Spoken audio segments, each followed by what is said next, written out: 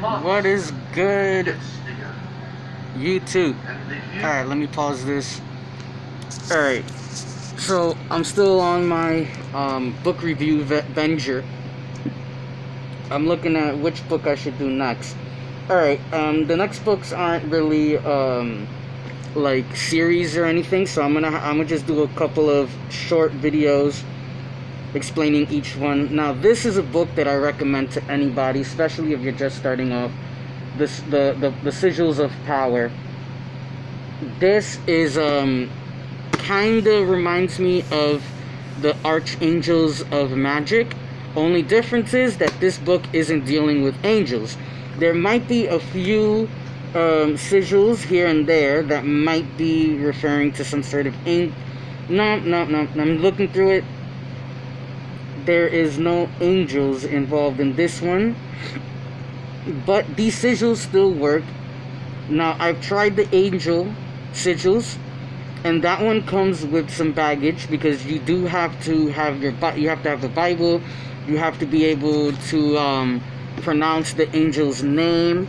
You got to pronounce the angel's name. You got to do the chants. You got to read the Psalms portion. That's kind of like an incantation. If you want, you can do an opening and a closing as well. Actually, I think that the angels, for the angels and archangels, you might actually have to do the opening and closing. Some people say you don't really have to do it, so you know, it really is up to you on that one. It is like pretty much it's up to you if you want to do that one or not. This one is a little different because you're not dealing with all of that. This one, you don't have to do a opening or closing. You just go straight into the gazing. You're gazing at your sigil. You have the idea. There's instructions on the emotion you have to have and how to like pretty much activate the sigil. Now, the way that you look at the sigil is different from the angel's sigil. This one, you're gazing past the actual script. Like, you have to look at the white portion of the page, and it's a little it's not complicated. It's actually very simple. This one, this book right here is actually more simple than the angel's book. The book the other book that I have that I showed you on the other thing, and it's great for beginners. If you just want something to get started where you can just spend a few days reading, and you can immediately go into spell work. Now, this isn't technically spell work, this is obviously sigils, but you can combine this with other things if you feel that it'll help you. You don't need to add anything extra to it. This is perfect for someone that's doing chaos magic and you just want to add stuff to your craft and you just want to use it, that you can go for it. This one is so simple, so easy, and there's just so many sigils.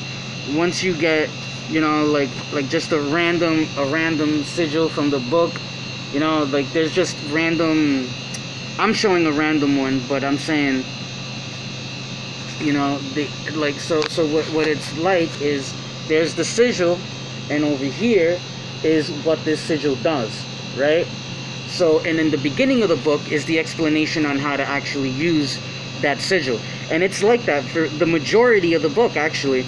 Like, once you get into the sigils, it's all sigils to the end of the book.